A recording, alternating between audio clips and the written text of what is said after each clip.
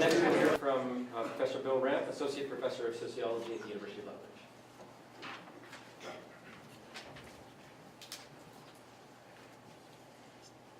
Okay, I am a professor of sociology. I am at the University of Lethbridge. I'm not going to give you a sober sociological analysis of the situation, and I am not going to speak for the University of Lethbridge. I want to make that very clear.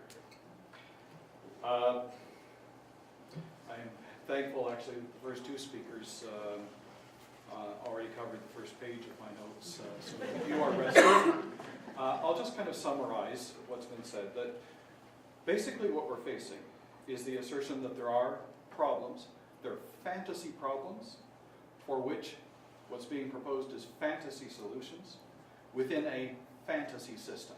Campus Alberta, in the minister's mind, as he's thinking of it, is a fantasy system.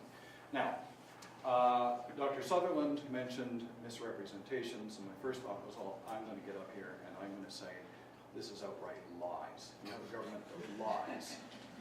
But actually, that's not true. Minister Lukaszuk is not lying. He can and he will say anything to diss universities and to give a picture and to mislead. He'll say anything, but he's not lying because his words can mean anything. Now, basically, what the previous two speakers have outlined is that there's not a whole lot of logic to what the minister is proposing. But there actually is a logic to the illogic, and that is that what he wants to do is to redefine what a university is, define it out of existence, I would argue, and repurpose the university by smashing any opposition through this creative destruction that's already been talked about.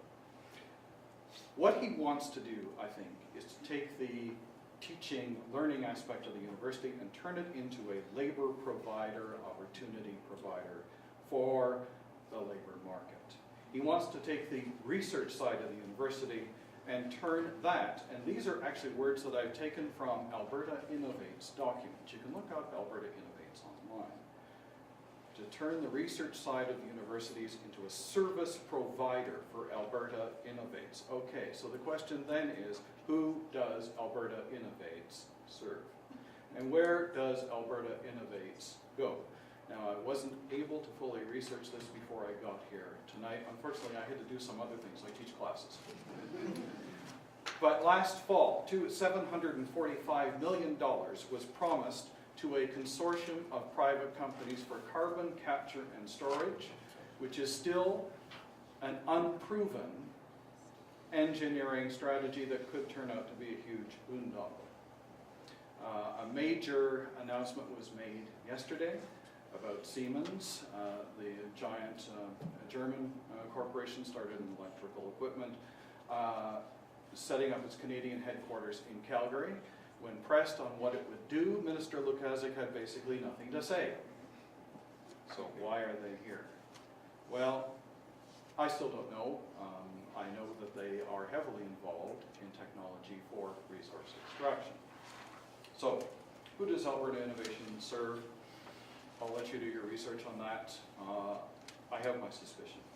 What I really want to talk about, though, tonight is what's happening to public institutions and public space with the example of the university. I'm going to dedicate this to a friend of mine who died a few years ago, Robert G. Good, who never got to go to university. He said, I learned at the University of Adversity. He spent his life defending public institutions, including universities. And what he once said to me is, he said, look, the governments that you are complaining about, they're not destroying public institutions and public space. They're not destroying them. They're cashing them out. They're making them available for private property.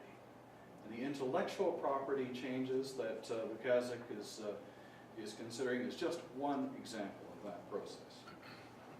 Now, how to deal with this? How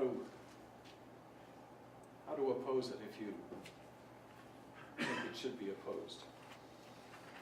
I want to suggest that to only talk about the economic impact of universities, to only talk about how we use taxpayer dollars, to only talk about our accountability to stakeholders is a losing game.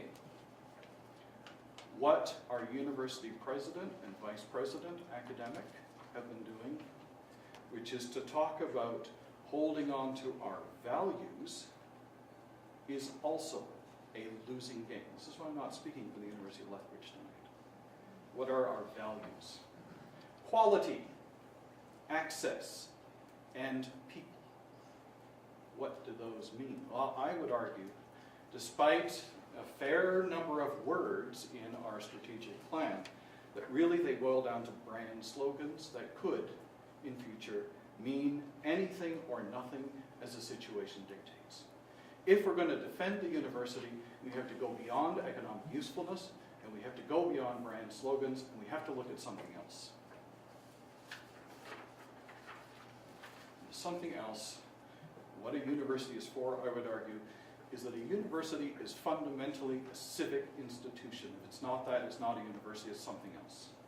And a civic institution is an institution that stands for free speech, for research in the public interest, for the free debate of public issues, for a dedication to knowledge and to truth.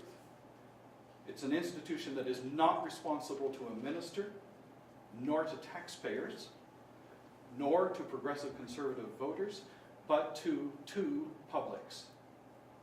One public is you, local, national, and the human community.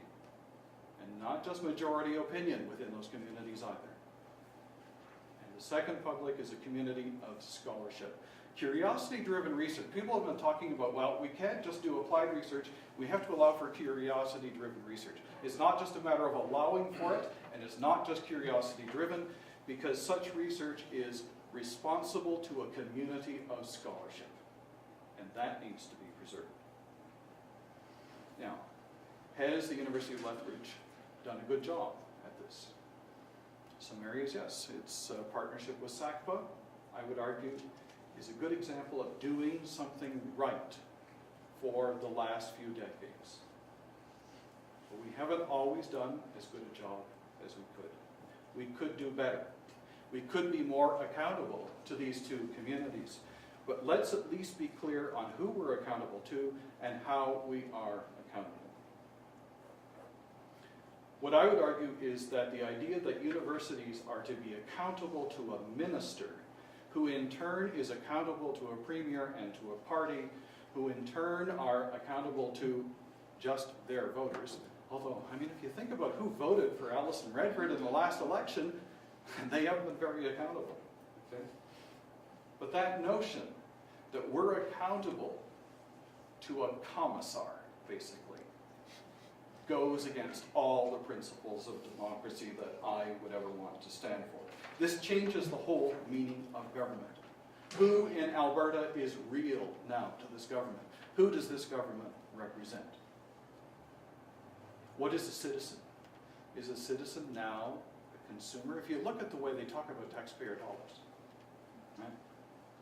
Citizens become taxpayers.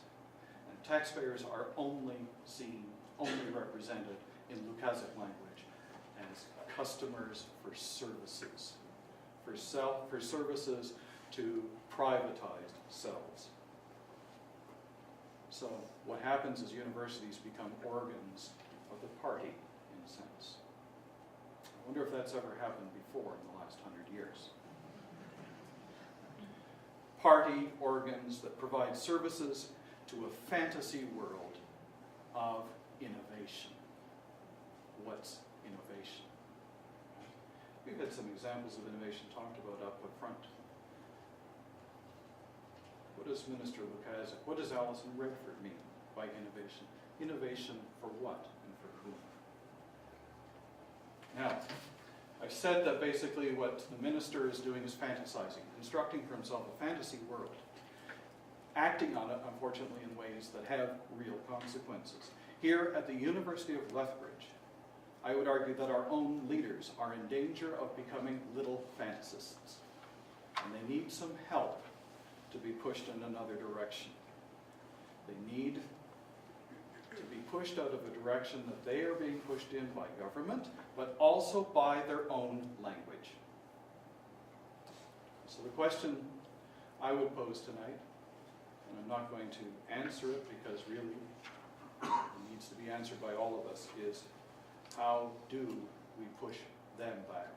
How do we push for the kind of university we want? How do we push for the continued existence of something that is a university and not just a technical institute? Or is it too late to push? Is it too late for democracy in Alberta? Is it too late for universities? And I will leave you with those questions.